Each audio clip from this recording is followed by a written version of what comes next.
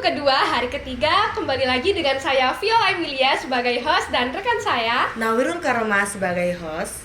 Nah, hari ini kita akan bincang-bincang santai nih mengenai tantangan pembelajaran literasi di sekolah dasar, strategi untuk meningkatkan minat baca siswa. Sebelumnya kita mulai berbincang-bincang asik nih, saya perkenalkan dulu ya narasumber yang ada di samping kiri saya. Bisa memperkenalkan dirinya dulu, Kak? Halo, saya Febila, mahasiswa PGSD UMM angkatan ke-22. Kan sudah itu memperkenalkan diri, saya sekarang akan membacakan CV dari narasumber yang hebat ini. Yaitu dia SDN dari Kedung Salam 6, SMPN-nya di SMPN 2 Donomulyo, SMAN 1 Paga. Nah, Kak Febi ini ternyata punya pengalaman-pengalaman yang sangat keren loh teman-teman.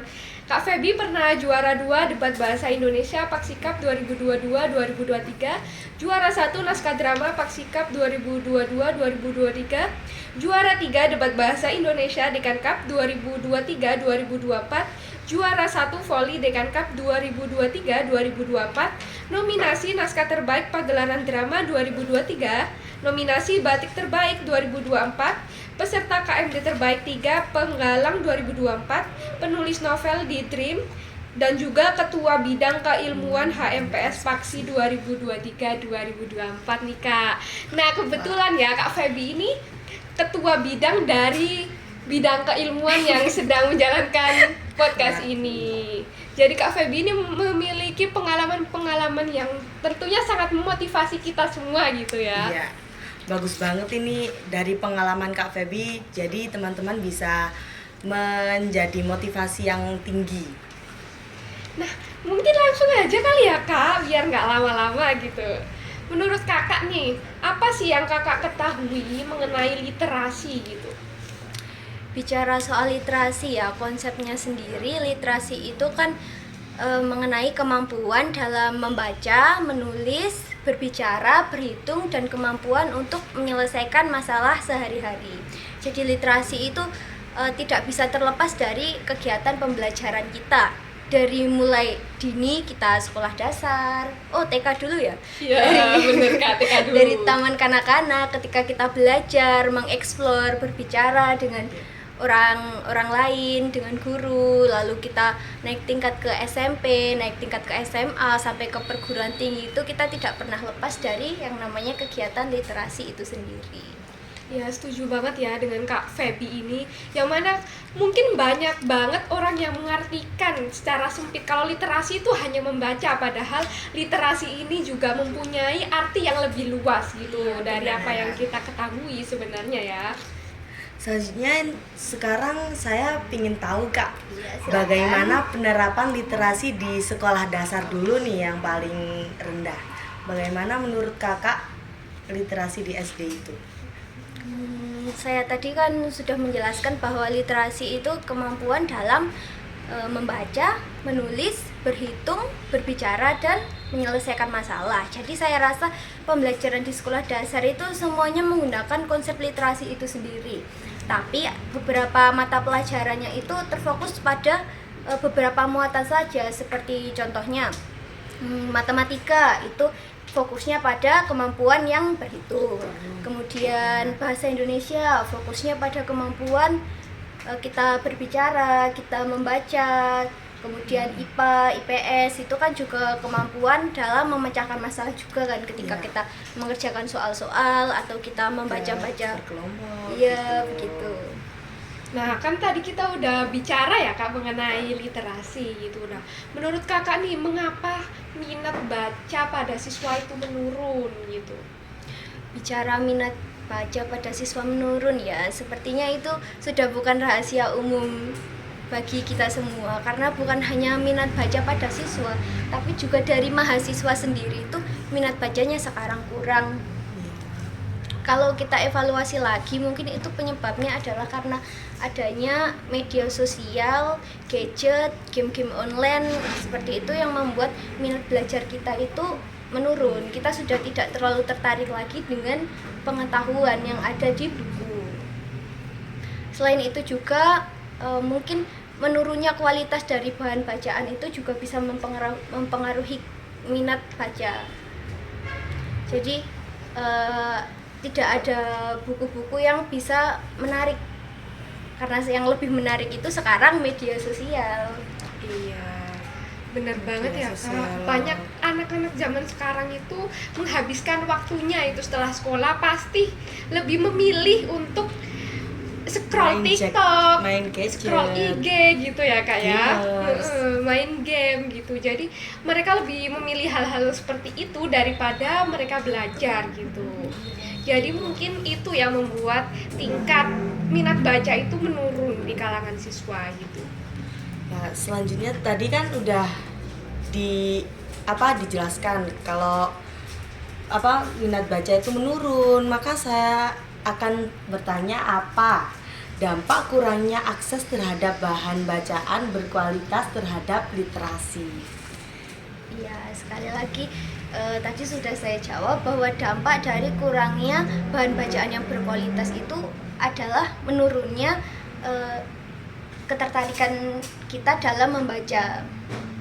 Jadi karena nggak ada bahan bacaan yang bisa menarik perhatian kita, kita kan jadi lebih suka ke yang lebih menarik lagi, sosial media, game Seperti online, video-video yang viral gitu kan. iya, lebih scroll TikTok Ya, daripada membaca buku yang semua tulisan. Iya, begitu. Kerjaan siapa tuh Bagus. scroll TikTok? Mbak Viola mungkin. Feby sih kayaknya. Oh, begitu dampak dari itu keras banget ya, dampak dari gadget itu. Terus nih, gimana sih cara meningkatkan minat baca pada siswa? Kan sudah seperti yang kita ketahui tadi ya, yang kita bahas tadi gitu, kalau minat baca siswa itu sangat menurun. Gimana cara meningkatkan minat baca tersebut gitu? Cara meningkatkan minat baca siswa itu yang pertama yang bisa dilakukan adalah dengan menyediakan medianya.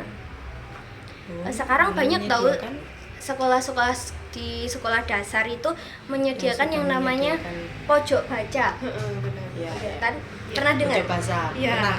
Ketika saya Pernah PLP lihat. di salah satu SD di Malang ini, ada sekolah yang di mana-mana itu ada buku. Di gazebo-nya ada Iya. buku, di depan kelasnya ada rak buku, di dalam kelasnya ada perpustakaan buku. Iya, pojok baca itu, Pojok Mbak. baca. Jadi ketika ada medianya, anak sekolah dasar itu mereka kan tidak boleh membawa gadget ke sekolah. Iya. Jadi mungkin ketika mereka berada di sekolah, mereka itu mau tidak mau tertarik dengan yang ada di sana. Ya, Iya. buku itu. Kayak juga kan enak dipandang gitu, kayak bagus. Iya. Jadinya menarik. Kemudian Iya, terus banyak juga sih Kak, kalau sekarang itu di sekolah-sekolah itu udah diterapin kayak misalnya one day 1 hour for read gitu. Jadi satu hari itu 1 jam untuk membaca buku gitu. Biasanya ada sekolah yang sudah menerapkan seperti itu gitu untuk meningkatkan literasi gitu sih Kak, minat baca. ya benar. Jadi menyediakan buku-buku yang sesuai dengan usia mereka itu juga penting ya.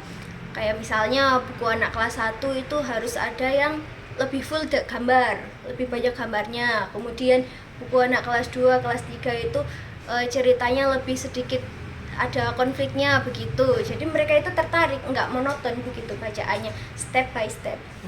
Iya, karena biasanya anak yang mungkin kelas 1 ya, masih di kelas rendah itu lebih suka melihat gambar-gambar yang Iya. menarik daripada teks yang panjang gitu ya Kak. Iya. Jadi mungkin mereka akan lebih senang ketika buku yang disediakan tersebut memiliki banyak gambar-gambar gitu.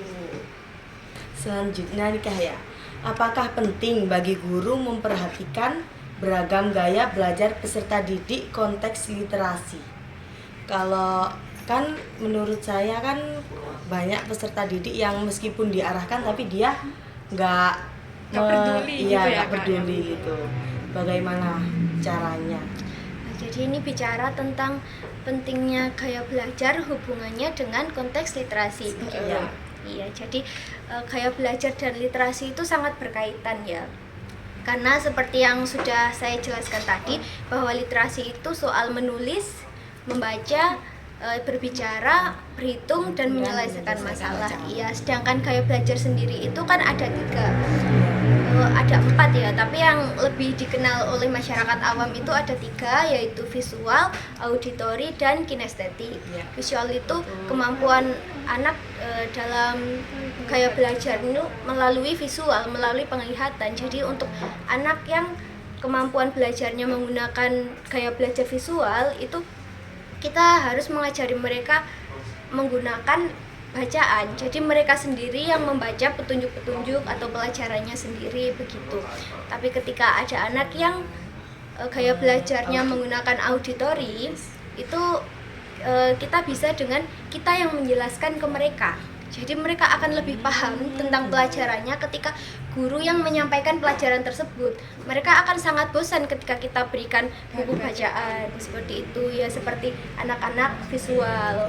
Ya, jadi kemudian untuk yang kinestetik itu kan mereka harus terjun langsung, mereka harus melakukan. Jadi mungkin untuk anak-anak yang gaya belajarnya kinestetik itu hubungannya dengan literasi, kita meminta mereka untuk action. Mereka yang menjadi gurunya, mereka yang take di depan begitu, ya berbicara. Kalau gitu penting banget Kak ya, kan itu bisa menjadi siswa lebih semangat lagi. Iya. Ketika kita lebih mengerti siswanya, karakteristik siswanya. Kalau gitu bisa dikelompokkan gitu Kak ya, dari siswa yang visual, auditori, dan yang lain-lain. Iya, kebetulan itu kan sejalan kan dengan pembelajaran kita itu sekarang menggunakan pembelajaran berdiferensiasi. Kita guru yang menyesuaikan peserta didiknya, bukan hanya kalau dulu kan pembelajarannya cuma ceramah, terus murid yang menangkap. Kalau sekarang kan banyak yang ada model pembelajaran dan inovatif gitu ya. Benar, begitu. Nah, jadi mungkin itu bisa membuat motivasi siswa itu semakin meningkat. Bukan hanya motivasi dalam belajar, tapi juga motivasi dalam meningkatkan minat bacanya gitu, dalam literasi, berhitung, berbicara di depan umum. Jadi guru mungkin hanya sebagai fasilitator dan pembelajaran berpusat pada peserta didik gitu ya Kak. Bisa kan banyak sekarang kan udah dikelompok-kelompokkan gitu kan. Iya. Nah, sebelum kita mengakhiri nih podcast pada hari ini, mungkin ada sedikit closing statement dari Kak Feby untuk para penonton gitu ya. Ya, jadi dari pembahasan kita hari ini kita bicara tentang literasi. Literasi dalam artian yang lebih luas, yaitu literasi bukan hanya tentang kemampuan dalam membaca, tetapi juga menulis, berbicara, berhitung, menyelesaikan masalah, dan berkreasi. Jadi sebagai calon guru sekolah dasar, baik saya sendiri maupun teman-teman yang akan menjalani profesi tersebut, saya harap kita lebih lagi memperhatikan mengenai literasi peserta didik dan mengajarkannya secara baik dalam pembelajaran. Bagus Benar banget sekali ya ya, closing statement dari Kak Feby ini, dan terima kasih banget ya kepada Kak Feby udah memberikan banyak ilmu pengetahuan baru untuk kita semua tentunya. Mungkin itu saja podcast hari ini. See you on next podcast. Bye-bye.